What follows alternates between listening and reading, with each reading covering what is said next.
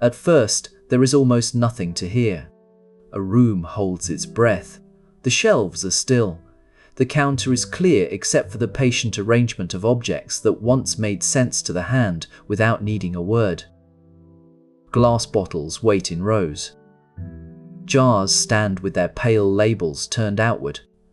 Drawers rest beneath the counter, each with its own small pool, each once trusted to hold a known substance in its proper place. A mortar sits where it was useful. A pestle lies nearby.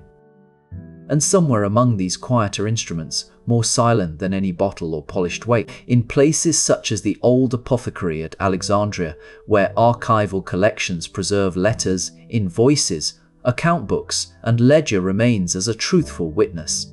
It does not speak in dramatic scenes. It speaks in lines, in names, in weights, in purchases, in the repeated motions of a trade that was also part of the daily life of a community. Before we imagine the street outside, or the weather, or the hour, it is enough to stay with the book itself. Its pages suggest routine rather than spectacle. Someone brought it to the counter. Someone entered a quantity. Historic pharmacy collections preserve the furniture of this life in remarkable detail. Mortars and jars, shelves and counters, drawers once used for herbs and crude drugs, and show globes that gave the shop a public face. In reconstructed drugstores and preserved museum interiors, these things remain where the body expects them to be. The bench is close at hand. The counter divides customer from worker, yet not by much. Wood, glass, ceramic, paper, and metal all share the same modest purpose. Nothing here is ornamental by accident. Even beauty has a practical stillness. The bench is not a stage for miracles. It is a place of routine, where preparation met record, where substance met measurement, and where work left its faint echo in writing. The old texts of Materia medica belong here as well, though perhaps not in the front room. They rest on a shelf, or in a back chamber, or in the memory of training. Pharmacy learning drew on books that described plant, mineral, and prepared medicines, and institutions preserved libraries, collections, and teaching materials as part of examination and education. Such books gave language to the trade. They ordered substances into chapters and categories. The labels on drawers, the rows of bottles, the familiar units of apothecary's weight, the bench tools arranged for repeated use, the books that taught names and preparations, all these formed a world in which memory needed help from order. The ledger was one more structure of order. It caught the day before the day could disappear. A customer might leave with a wrapped parcel. A worker might wipe the counter and dim the room. But the written line remained. And the written line, though plain, carries a surprising tenderness. Not sentimental tenderness, not romance. But it marks the places where routine met need and where the life of the neighborhood passed briefly into ink. So our story begins not with a dramatic cure, nor with a lantern in a storm, but with a book lying open in a quiet apothecary. Around it stand the bottles, drawers, and tools of an older medical world. Behind it rest texts, measures, and habits of learning. Within it gather the soft remains of many days. If we listen closely, the ledger does not sound empty at all. It sounds like pages turning in a room that has outlived its own footsteps. By day, the apothecary might have seemed an ordinary place. That may be the most important thing about it. The work left traces in wood, in glass, in paper, and most faithfully of all, in the patient hand of the ledger. If we enter such a room gently, the eye begins to notice how much of its order depended on placement. Bottles and jars waited in ranks. Some were clear, some dark, some labelled in a hand that had to remain legible through long use. Shelves held their weight without hurry. Drawers carried herbs and crude drugs, each in its own narrow compartment, hidden until a practiced hand knew where to look. Mortars and pestles rested nearby, not as ornaments, but as working objects, close to the counter where they could be reached. Here a balance might be set. Here a folded paper could be opened. Here a bottle might receive its label. Here a measure might be checked and checked again. The old apothecary's system of weight, gave this surface its own quiet language: grains, scruples, drams, ounces, pounds. The words alone sound almost ceremonial now, yet once they belonged to ordinary labor. They were not spoken for beauty. They were spoken because the room required exact habits, and habits required names. Even the small sign for a scruple, preserved in museum teaching sheets, somewhere in the building, or in the memory of the person at the counter, there lived a library of plant names, preparations, and old categories of knowledge. That learning did not always appear in grand scenes. More often, it appeared in the way a drawer was chosen without hesitation, or in the way a bottle was returned to the same position on the shelf, as though the room itself had been memorized page by page. Institutions tied to apothecaries kept libraries and examination traditions, and that fact lends the shop an unexpected stillness. It was a place of trade, certainly, but also a study. So the room belonged partly to the household. A show globe might catch that light at the edge of the eye. A row of bottles might hold it in a long pale line. A leather-bound record or an account book might darken it again. Nothing in the room needed to announce itself loudly. Its authority came from arrangement. That is why the ledger belongs so naturally here. In places like the preserved apothecary records of Alexandria, letters, invoices, account books, and ledgers survived across many decades, stretching from the late 18th century well into the 20th. Such records do not merely tell us what was sold, they tell us that the room had a pulse steady enough to be written down. Each entry is modest, and if we imagine the room after closing, when the footsteps have faded and the counter has been cleared, the ordinary place becomes still more revealing. The tools remain where they were last used. A pill roller, a spatula, a mold, a press, a cutter, all wait in silence on or near the workbench, their usefulness now reduced to outline and shadow. The ledger lies shut, but not empty. It has absorbed the day without protest. The room around it seems to hold both commerce and care in suspension, not romance, not certainty, and certainly not modern advice, but the older, quieter truth that a community. In surviving collections and archives, the history of the shop is often preserved not as a gathering of ordinary evidence. Letters, invoices, account books, ledgers.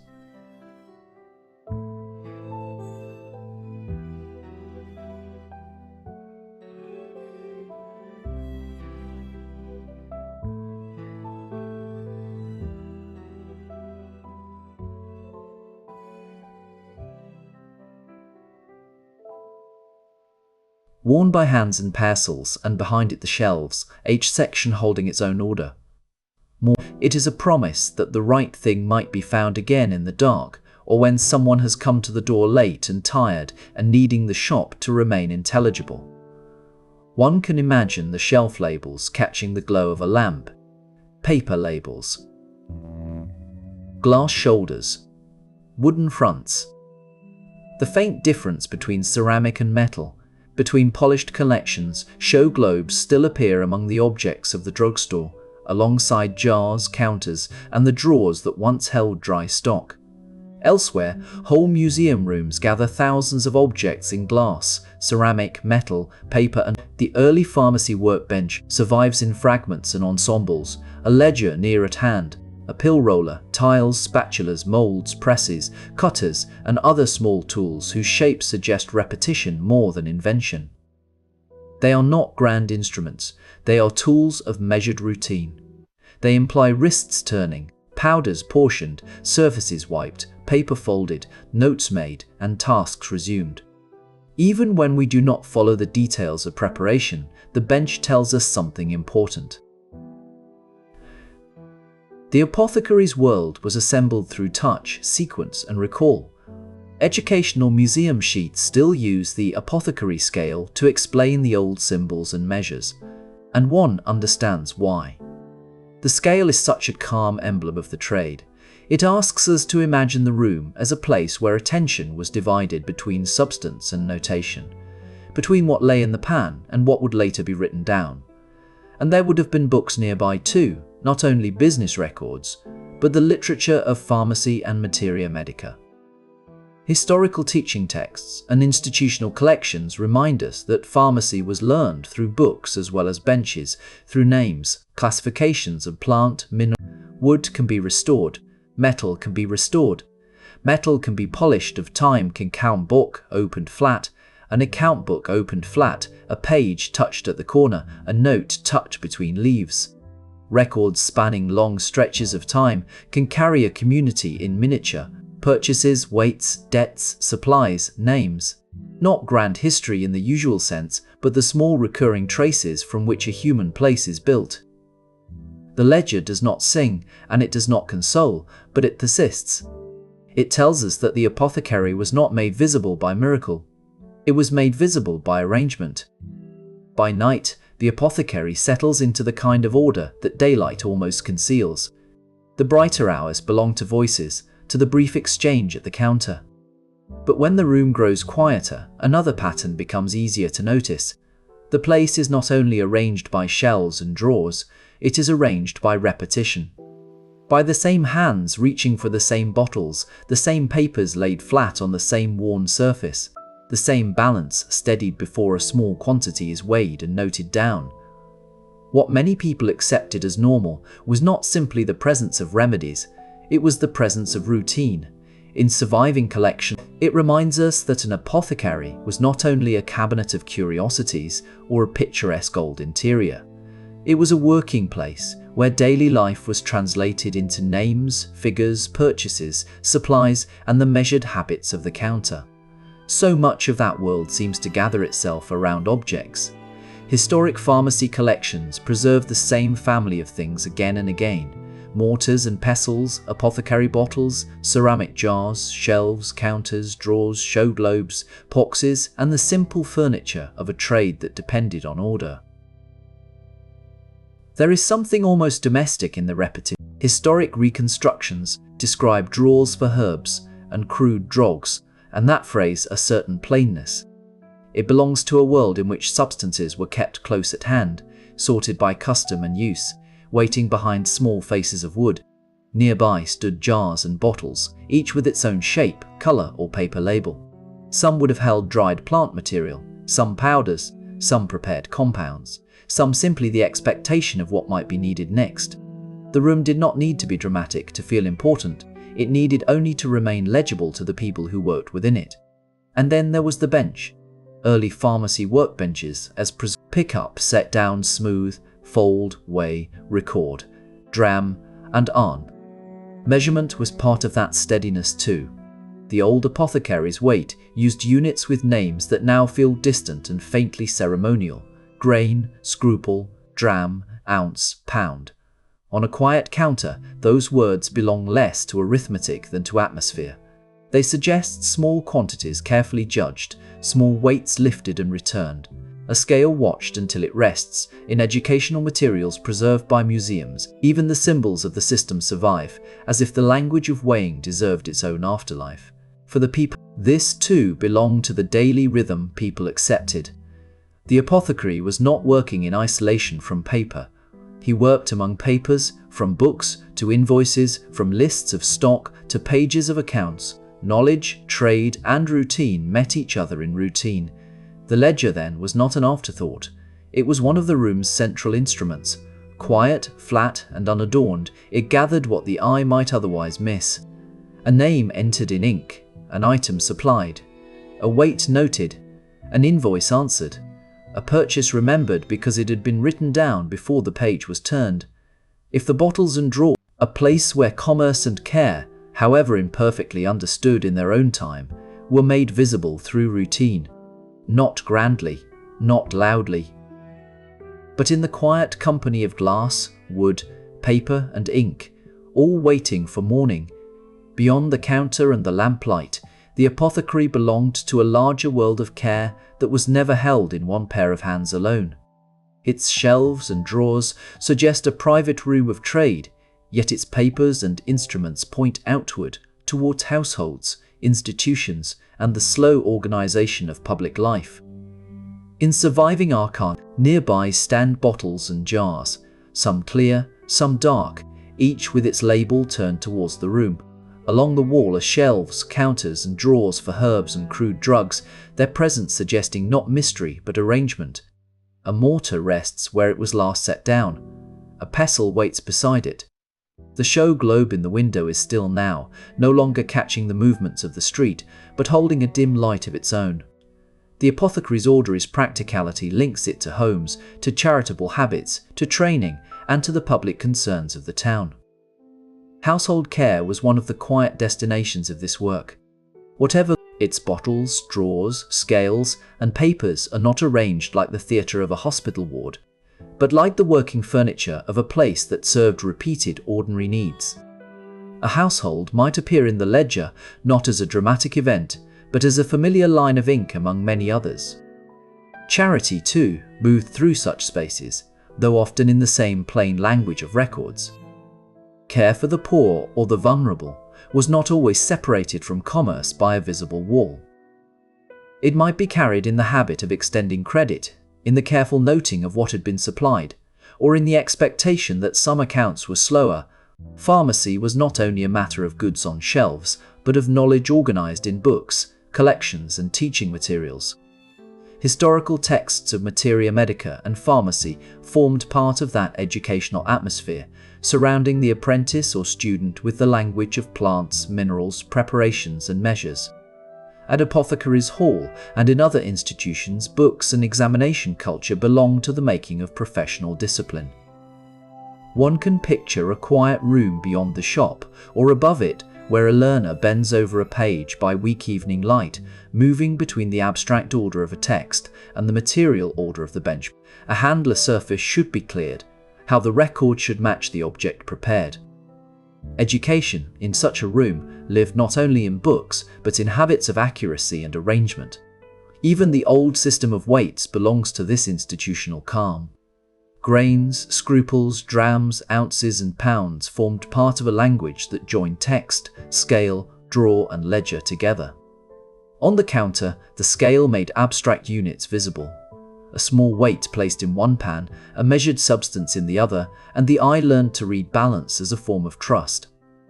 The symbols and names may now seem remote, but in their own time, its records, stock, and workbench reveal a place where materials were stored, prepared, and accounted for with a seriousness that belonged to community life. And so, when the shop falls silent, the ledger remains as more than a list. It becomes a modest witness to the way a town tried to care for itself, through rooms of wood and glass, through books and scales, through routine, training, and the steady hand that wrote each line before turning the page. But the first pressure on this careful world did not always arrive with noise. It could enter quietly as uncertainty. It could come with a change, yet the ledger, more than any polished bottle or brass weight, was where uncertainty left its softest and most truthful mark. A ledger is a calm object, but it is never empty of tension. Each page suggests decisions made without complete knowledge. A name is written down. An amount is entered. A note is copied from a letter or an invoice. A weight is measured in grains, scruples, drams, ounces, or pounds, and the hand that records it must trust not only the balance on the counter, but the systems behind it. In that sense, the book is not merely a register of trade. It is a place where comfort. A windy street may empty early, while a storm can turn the room into a temporary refuge, with wet coats near the door and a stronger scent of wood, paper, and herbs rising from the drawers. In such moments, the apothecary is not isolated from the season outside. It is shaped by it. Even the most orderly counter belongs to a town under the same sky. Access, too, is a quiet pressure. The shelves may appear abundant, yet access depends on distance, timing, supply, and means. Letters and invoices preserved in historical apothecary archives remind us that the shop was connected to The apothecary relied on more than objects, biny, mortars, pestles, jars, and drawers.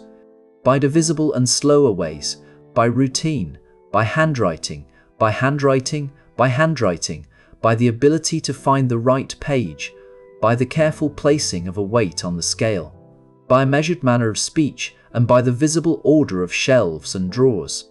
A customer could not inspect every source of knowledge behind the counter. Instead, trust gathered around the habits of the place. It lived in repetition. It lived in the fact that yesterday's entry could still be found today. That trust, the old units of Apothecary's weight, once ordinary on the bench and in the book, now belonged to history, and even in their own time they required care, memory, and agreement to remain useful. One can imagine the pressure this created in a modest shop at night. Not drama exactly, but adjustment. A lamp burns low. The bench holds a pill roller, a spatula, a mold, perhaps a press, all the quiet apparatus of preparation waiting in disciplined arrangement. Nearby stands the ledger, and beside it an open text, or perhaps only the memory of one, carried from training into practice. The room contains craft, but also yet among all those objects, the ledger remains unusually intimate. Cabinets can impress us with scale, and rows of glass can catch the eye, but a ledger speaks in a lower voice. It carries names, purchases, invoices, measures, and small continuities of care. It does not claim certainty. It shows effort. And perhaps that is the truest image of the night apothecary. Not a place of perfect command, but a room where uncertainty was met with order. Outside, the weather shifts. Standards change. Supplies vary. Trust must be earned again and again. Inside, the hand returns to a name entered in ink was rarely only a name. It stood for a household that watched its supplies carefully, for a relative sent with a small instruction, for a familiar doorway opened after dusk to receive a parcel wrapped in paper, tied with string, and carried home through a dim street.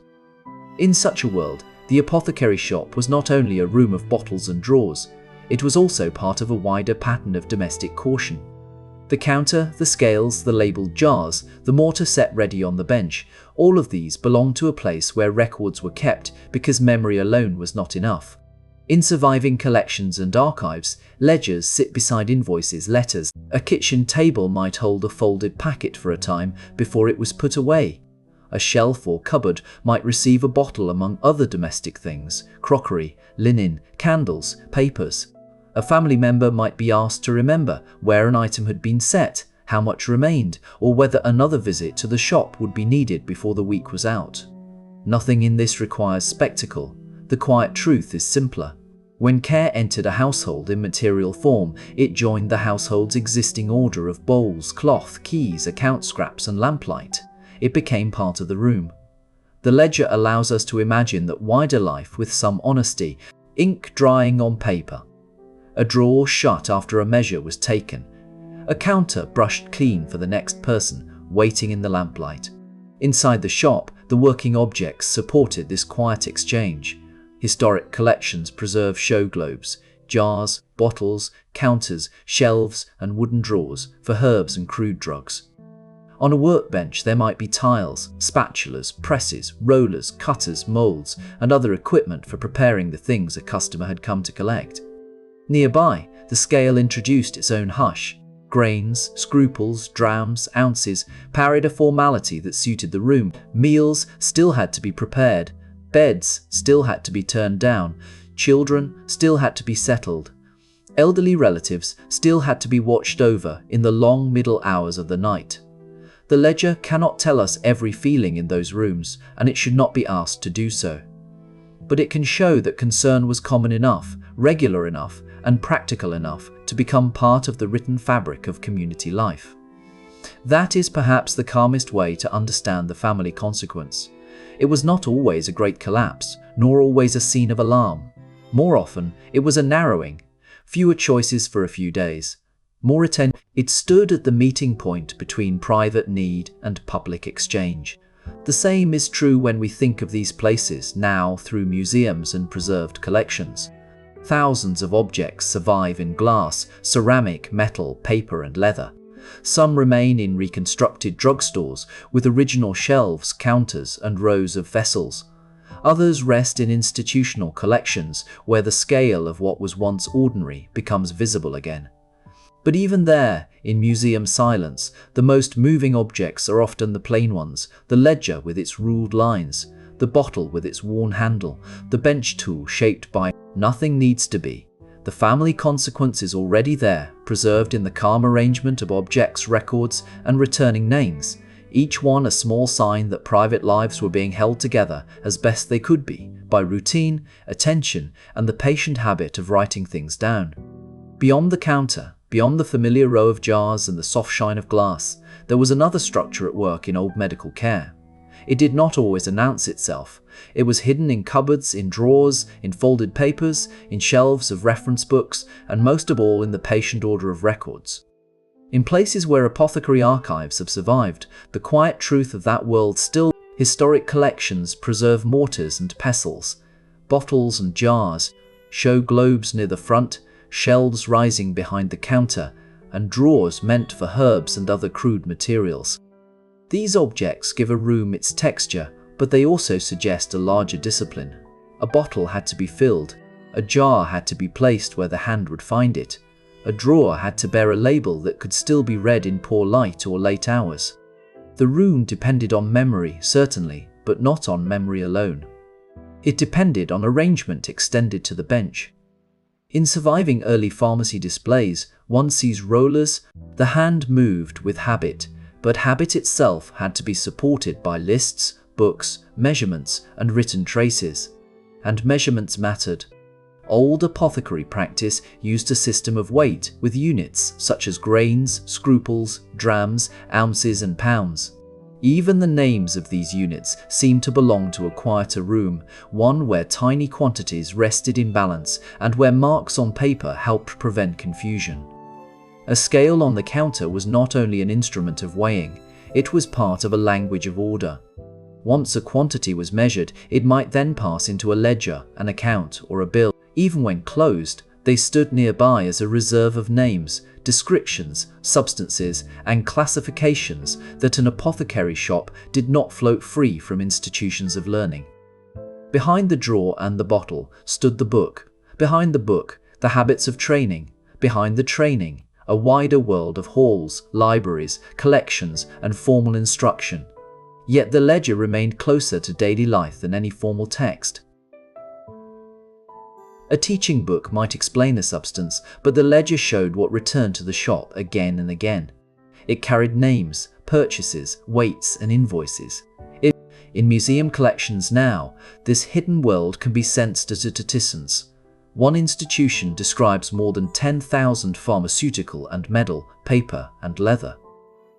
Another preserves more than 1,400 pharmaceutical items gathered over decades. Such numbers do not merely impress by scale. They hint at how many small parts were required to support the old trade of care. Cabinets, records, instruments, containers, labels, papers, and teaching materials all belong to one broad infrastructure, much of it easy to overlook if one thinks only of the front counter and the finished bottle. So the older, not perfect, not modern, and never a guide for present-day treatment, but a historical world in which care was sustained by objects, rooms, and written routines working softly behind the scenes. And then, slowly, the center of gravity begins to move.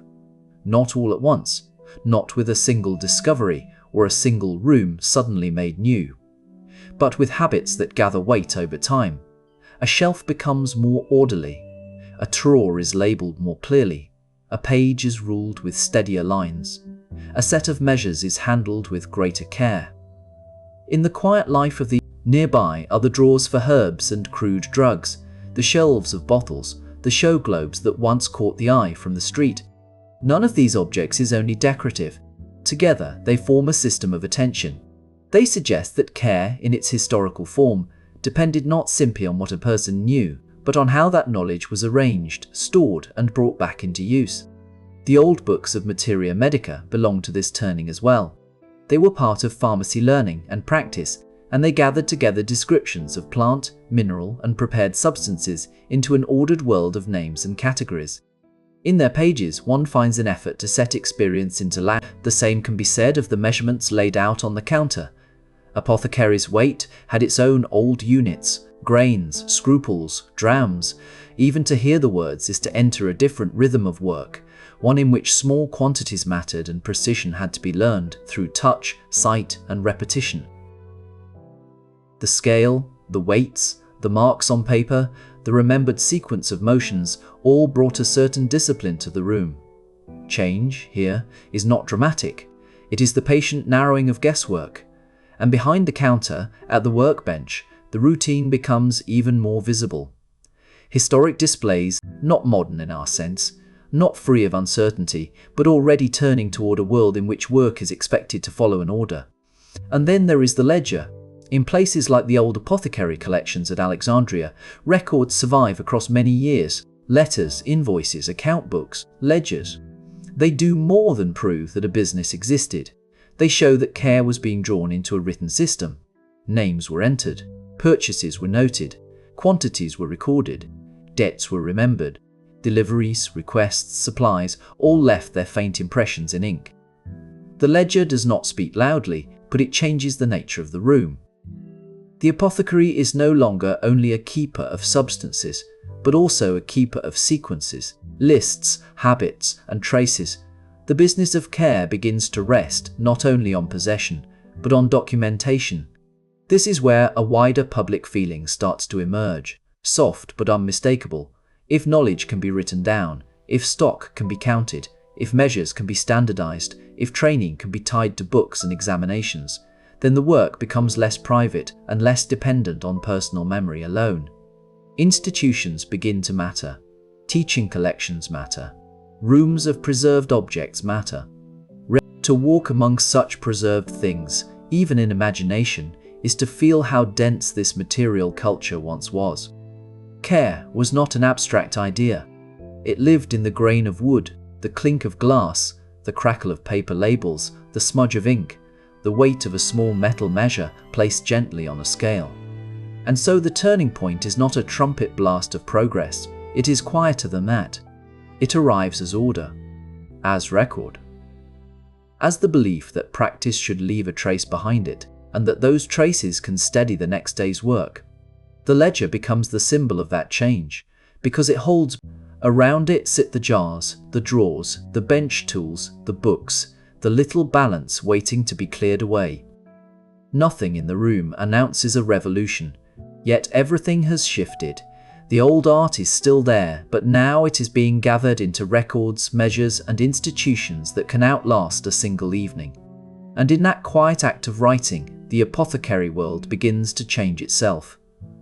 By the time the quiet ledger comes to the center of the room, the apothecary has already begun to change. Not because the bottles have vanished or because the old skills have been abandoned, but because more and more of the work is now asked to leave a trace. It is a different kind of presence from the one we usually imagine. The apothecary is often pictured in a warm pool of lamplight, standing among jars and drawers, weighing out powders by hand. Yet the papers tell another story, one that is quieter and perhaps more revealing. They suggest a room in which memory is no longer trusted to live only in the mind or in the fingers. Instead, memory is given a page. It is ruled into lines. It is arranged in columns. It is dated, bundled, stored, and kept close to the counter. Some collections preserve account books, letters, invoices, and ledgers spanning long stretches of time. It becomes less like a tool and more like a witness. And once we begin to see the room through such objects, the atmosphere shifts. We notice not simply the remedies, but the order around them. On historic shelves stand bottles and jars, their surfaces catching the light. Wooden drawers wait beneath the counter, once used for herbs and other crude drug materials, each one part of a system of storage that made recognition quicker and error less likely. Mortars and pestles sit within reach, solid and worn. Show globes hang in the front, bright and still. In museum reconstructions and preserved, it tells us that this came before that one household returned while another disappeared, that a request was noted, filled, and remembered. Even where the words are sparse, the very act of writing suggests a new discipline entering the trade. The hand that once judged by habit is now asked to confirm by record. This is where measurement takes on its calm authority. The old apothecary weights, with their grains, scruples, drams, ounces, and pounds, belong not only to the scale, but to the page. A balance on the counter is one kind of precision. The entry in the ledger is another. Historic collections preserve pill rollers, spatulas, tiles, molds, presses, cutters, and other tools used in preparing compounds. They are modest things when seen one by one. A roller does not announce itself. Yet together they reveal a practice shaped by routine, surface, texture, and method. One can imagine the bench after a long day, the smooth tile, the scattered paper, the glass nearby, the book still open, waiting for the final notation before the room is closed. Books, too, begin to press more firmly into the scene. Texts of Materia, medica, and so the people in this chapter are not seen directly. They appear instead through the things they touched and the records they left behind. Through a drawer label, through a bottle on a shelf, through a folded invoice, through a line in a book that marks a purchase, a wait, a return, a settled account. Commerce is there certainly. But so is routine, and with it a quieter form of community. The ledger does not show faces. It does something stranger. It proves that lives pass through this room often enough to leave a pattern, and that the apothecary, once shaped mainly by memory and custom, was becoming a place where paper itself. In the older room, much depended on custom. A trained eye knew the drawer, the bottle, the folded paper packet. A practiced hand knew how to lift a stopper, how to read a label browned slightly at the edge. Plant, mineral, and prepared medicines belong to a long tradition of learning, and that learning passed through books as well as through conversation, repetition, and work at the bench. The knowledge was real, but it often lived close to the worker who carried it. Later, more of that knowledge began to settle into systems that could be checked, arranged, and taught with greater regularity. The ledger on the counter was one. The life of the shop was no longer held only in habit. It was increasingly held in paper. The room itself still looked much the same to a passing visitor. There were mortars and pestles, there were bottles and jars, some clear, some dark, some narrow in the neck, some broad in the shoulder. There were drawers for herbs and crude drugs, counters worn smooth by use, labels fixed to wood and glass, and, in some shops, the glow of show globes near the front. Yet the meaning of the room was shifting. The older apothecary had been a place where materials waited to be selected and combined. The newer one, the room still depended on touch, judgment, and patience. But it also leaned more openly toward sequence. One thing followed another. A measure was taken, a note was made.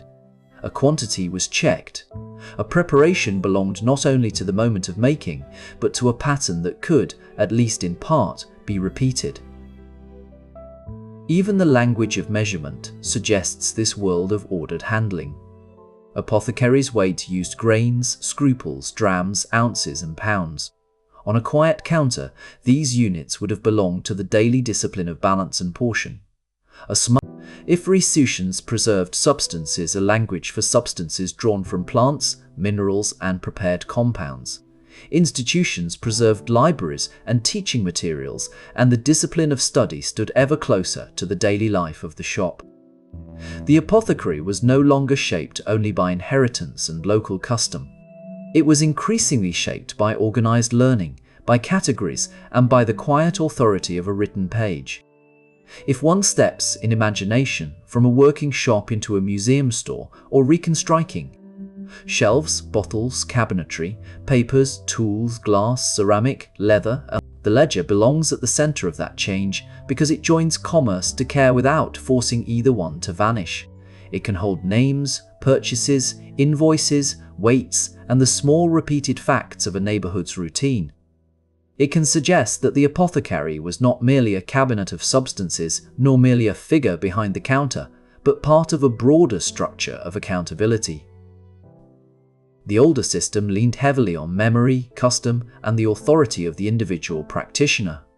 What replaced it was more formal, more teachable, more measurable, and more visible to institutions that could preserve both objects and records. And so the night apothecary comes to a quieter end, not with a grand invention, but with a change in how the room remembers itself.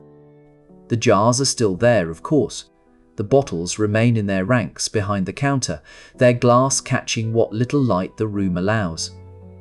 The drawers are still set into the wood, each one made to hold a name, a plant, a powder, a fragment of the wider world brought indoors and kept in order. A mortar still waits on the bench. A pestle still fits the hand. Nearby lie the small instruments of work, spatulas, tiles, presses, moulds, letters folded and opened, invoices received and entered, account books with their columns of names and sums, ledgers that gather the daily motion of a shop and hold it still. In places where apothecary records have survived, those books now speak as clearly as any bottle or brass scale. They show that the old room was never only a room of substances, it was also a room of records. That is perhaps the softest truth of the apothecary at night. After the footsteps fade, after the last customer has gone, after the workbench is cleared and the scale pans are left to rest, the ledger remains open to the on the other, the symbolic world, glass, cork, paper labels, tied packets, dried leaves in drawers. On the other, the symbolic world, marks, units, columns, totals. The quiet ledger joined them together. It is tempting from a distance to imagine the apothecary only as a cabinet of curiosities, a place of coloured jars and polished wood, a theatre of old medicine. Certainly the room could look that way. Museums and historical collections preserve the visible beauty of such spaces, show globes, shelves, counters, bottles, ceramic jars, drawers for herbs and crude drugs, and the many tools. Books of Materia, Medica belong to that world of learning, offering the language and classifications through which substances could be described and taught. Institutions preserved libraries, examination culture, and teaching materials for those entering the trade. So, beside the old bench, there grew another kind of apparatus, formal instruction, ordered reference, and the habit of recording. This is why the ending feels so quiet.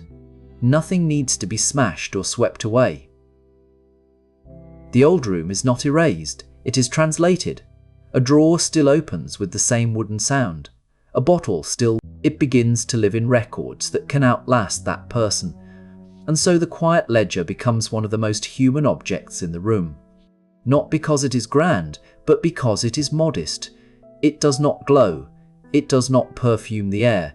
It simply receives names, purchases, invoices, weights, small traces of local routine, a community passing through in fragments of handwriting, a neighborhood reduced, gently, to paper and ink, yet not diminished by that reduction. In some ways, made more visible by it.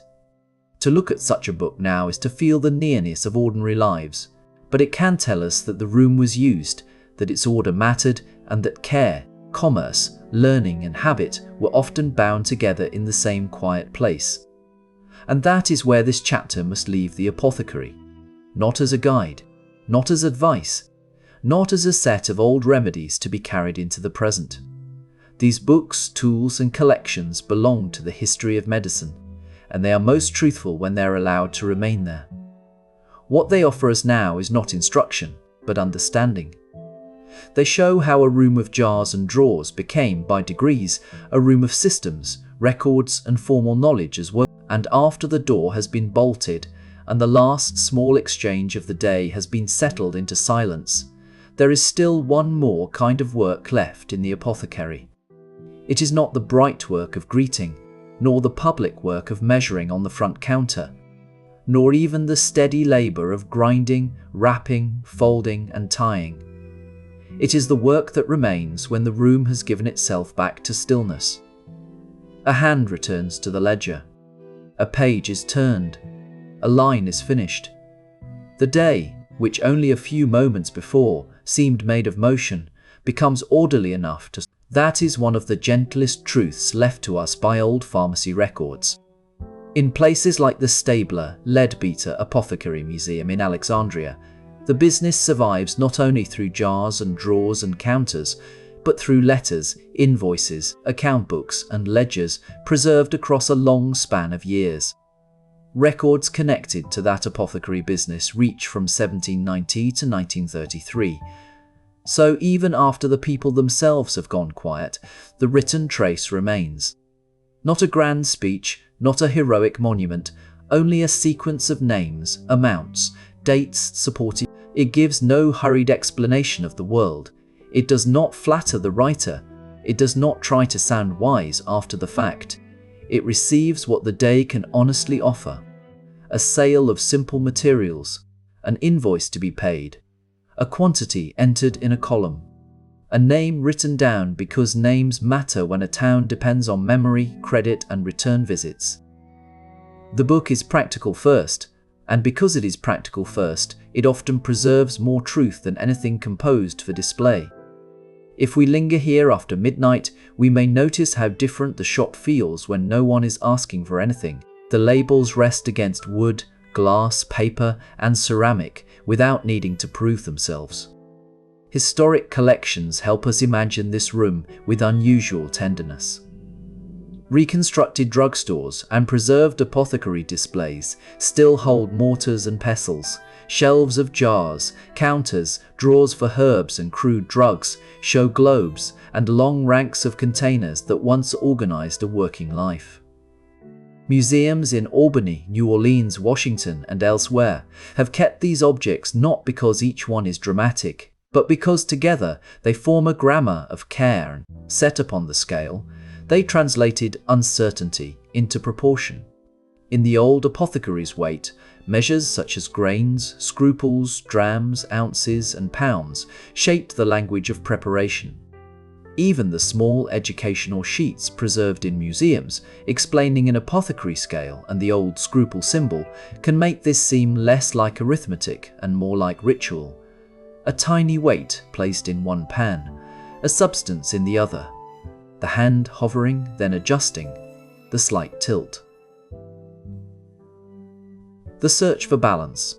We can imagine the smile. There is something almost moral in that motion, though the scale itself is only an instrument. It reminds us that pharmacy once depended upon steadiness of hand and patience of eye in ways that were deeply physical.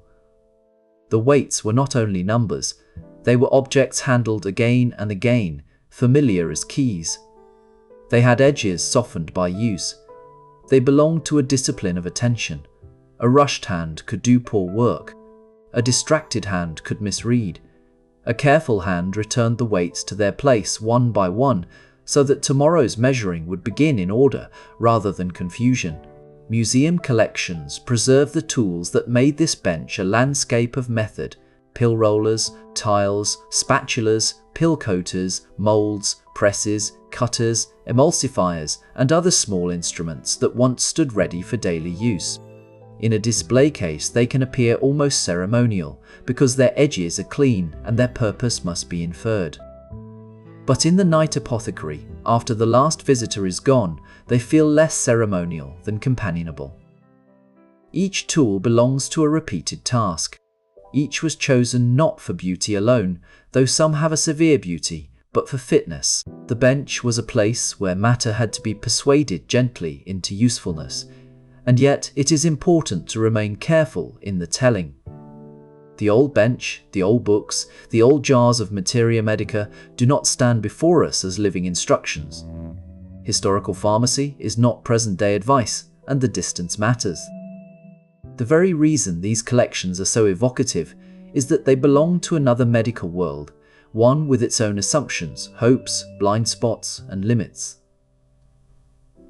A 1922 Materia medica text preserved by the National Library of Medicine and other teaching, but such books are records of history and training, not warrants for modern certainty. They tell us how earlier pharmacists learned to name and sort and prepare. They also remind us how much medicine changes and how much humility any honest record demands. Perhaps that is why the teaching books sit so naturally in this after-hours room. They are companions to the ledger, though they serve a different purpose. The ledger remembers what passed through the shop. The Book of Materia medica gathers what the period believed worth studying, naming, comparing, and testing in its own way. One book recorded at Apothecary's Hall and in pharmacy schools and libraries, books and teaching materials belonged to a larger culture of training. Knowledge had to be handed down, examined, corrected, absorbed. A student learned words that would later meet wood, glass, powder, liquid, label, drawer, and scale. So, when we imagine a closed apothecary after midnight, the books are not an ornament. They are part of the room's second life, the life of study. A teaching book left on the workbench has its own quiet authority, not the authority of command, but the authority of effort. In the lamplight, one can imagine the page carrying classifications, preparations, properties as understood at the time, and the disciplined language that made a trade into a profession. The room of business and the room of study were never entirely separate. A person who sold had to know something. A person who compounded had to be trained. A person who entered a line in the ledger had to understand what was entering and leaving the shop. So the midnight stillness gathers commerce, craft, and education into one hush. There is tenderness, too, in the drawers. Not because drawers them. Historic pharmacy collections preserve rows of drawers for herbs and crude drugs, labeled vessels, bottles, and jars whose very existence implies the need to find something again. Order is a form of promise. If the drawer is marked, it can be opened quickly. If the jar is shelved in its proper place, the hand can reach for it without hesitation. If the label is legible, the day will move with less confusion. In this sense, the whole shop is a memory system built in wood and glass before it is ever written in ink. And then the ledger comes in as the deeper memory, the memory that leaves the room and outlives. A drawer can survive in a museum, but it no longer tells us who asked for what on a particular evening. A bottle can remain bright behind glass, but it does not disclose who carried it home. The book does that more quietly. It may preserve only fragments, but fragments are often enough to restore the shape of ordinary life. A name in a column. An account carried forward. An invoice entered. A quantity noted. These things can sound small until one remembers that communities are largely made of repeated small things. Bread book. Each line seems minor alone, and yet together they describe a neighborhood's rhythm more faithfully than a grand summary ever could. The night apothecary therefore becomes a keeper of ordinary memory.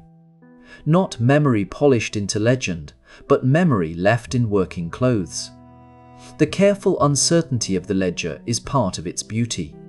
It usually does not tell us why a person came, what they feared, or how they felt walking home. It does not always tell us whether a preparation brought comfort, or whether the weather was sharp, or whether the hand that signed the line was tired. It is a kind of integrity. The book stays close to what can be accounted for. There is a soothing lesson in that. We are so often tempted to ask the past to explain itself completely, to yield motives and private meanings at once. But old pharmacy records rarely behave that way. They ask for slower listening. They suggest that human life is often best recovered through the edges of things, a surviving invoice, a bill, a purchase, a sequence of entries that proves someone returned again and again. The ledger does not speak loudly. The New Orleans Pharmacy Museum speaks of more than 10,000 pharmaceutical and medical objects in its collection, made of glass, ceramic, metal, paper, and leather, including cabinetry, bottles, instruments, records, and even the broader furnishing of a drugstore. The Smithsonian preserves more than 1,400 pharmaceutical items in its European Apothecary collection. These numbers are not merely impressive. They are calming in their own way, because they remind us how much of pharmacy was material, handled, shelved, stored, touched, recorded, cleaned, and used again. Not only the recreated front room with its polished shelves, but the quieter spaces beyond public display, where wrapped objects wait on shelves, and the old order of work has become a new order of preservation. Here is a mortar, there a pill roller, elsewhere a ledger, a bundle of papers, a set of drawers removed from one context and given another. The old apothecary, once a practical room, becomes an assembled memory of practice. Yet even there, the ledger remains different from the rest. A tool says what kind of work existed. Not every person who stood behind the counter would have written beautifully. Not every entry would have carried emotion. Ink may blot. Numbers may crowd a margin. Some pages may be stern with business. Some may be sparse. But the act of finishing the record means refusing to let the day dissolve entirely. It means saying, "This happened here, in this place, among these objects, under these habits of measurement and care." The hand that writes in the ledger is almost always writing toward tomorrow. Credit must be remembered. Stock must be known. Orders must be checked. We inherit the accidental kindness of that practical discipline. Because someone kept account, we are permitted to sense the outline of a vanished community. We learn that the apothecary was not only a cabinet of substances or a bench of tools, but a node in social life where commerce and concern often touched the same page. This is worth lingering over because it would be easy to romanticize the room too much. The apothecary was a business as well as a place of service. Bills mattered. Inventory mattered. Payment mattered. Invoices, on the contrary, it makes their feeling more believable. Care in ordinary life is often inseparable from accounting. To keep a shop open is to keep a community supplied. To know who owes and who has paid is part of the daily fabric. The ledger can honestly carry both commerce and care because real neighborhoods often do. A person entering the apothecary may have been known by name. A return visit may have been expected. A pattern of custom may have formed over years. The book preserves just enough of that pattern to let us glimpse continuity with the weights on the counter, the bench tools, the labeled jars, the drawers of stored materials, the study books, the letters and invoices, the ledger itself. All of them belong to one ecology of attention. Nothing in the room is isolated. The books train the hand. The hand uses the weights. The weights help measure the substances. The substances are stored in jars and drawers. The prepared goods move across the counter. The transaction enters the record. The record joins the archive. The archive, and when the room is closed and the lamp burns lower, steadiness is what we feel most strongly. The show globes are only objects now. The shelves do not call out. The glass stands in patience. The workbench, once crowded with action, seems to breathe more slowly. One almost expects the place to keep its own counsel. Yet the ledger opens that silence just a little, not by speaking loudly, but by revealing the human habit of setting things down. A line finished at the end of the day is a quiet act of trust. It trusts that someone, even if only the writer, will need this knowledge again. There is also a kind of mercy in the incompleteness of these records. No ledger can hold a whole life. No account book can describe the interior weather of a town. The book tells us enough, then stops. It leaves room for the unknown. In a story like this one, that restraint is part of the calm. We do not need the past to confess every secret. We do not need certainty where certainty does not belong.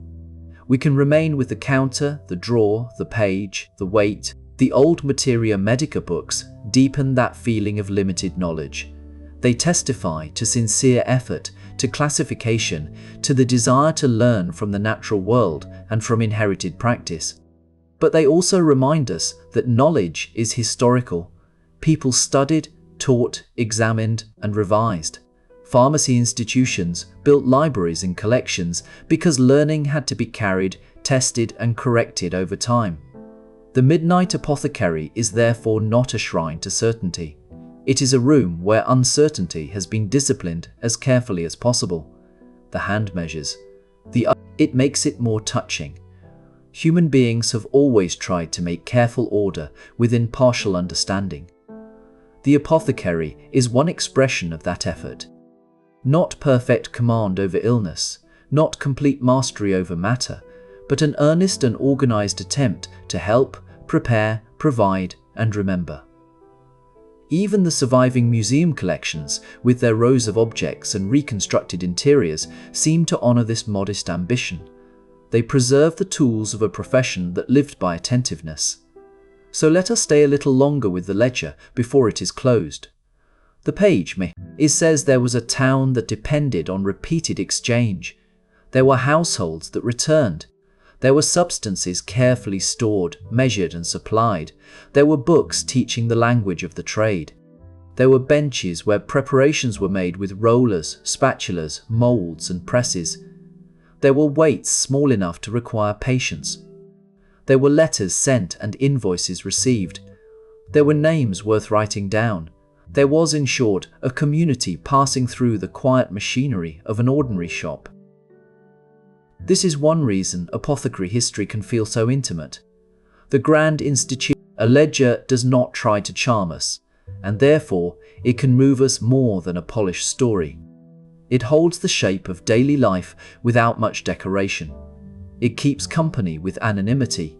It respects the minor key of existence. After midnight, that minor key is enough. More than enough. The room has no need to perform. The drawers have earned their silence. The counter has released the day. The tools on the bench rest where they were laid down. Perhaps a teaching volume remains open. Perhaps closed. Perhaps set aside with a slip of paper marking a place once stuck. Tomorrow it will be asked again to find balance. Tonight it waits, the way the ledger waits, the way the shelves wait, the way well-made things wait when they know they will be needed. And somewhere beyond this one room, in archives and museums, the remains of many such rooms continue their long, quiet afterlife. More than 10,000 objects gathered in one museum collection, more than 1,400 in another. Shelves, bottles, mortars, ledgers, instruments, cabinetry, papers. Not ruins exactly, and not relics in the grandest sense, but preserved evidence of repeated, careful work, in the shelf and the drawer, in the measured grain and the marked scruple, in the line entered before sleep. By the time the ledger is finally shut, the room has become almost entirely memory. Yet it is a memory with weight. Wood has weight. Glass has weight. Metal has weight. Books have weight. And written names, though they seem light on the page, have weight too. They carry the presence of people who once crossed the threshold and were ordinary enough not to expect remembrance. The ledger remembered them anyway, in the plain language it was built to use. So perhaps sometimes it survives as arrangement, sometimes as exact measurement, sometimes as patient study, sometimes as the refusal to guess beyond what can honestly be known, and sometimes as a line in a ledger written at the end of the day by a tired but steady hand, preserving for the future the smallest durable shape of a shared life. Now the page is closed, the weights are still, and the old shop keeps its silence.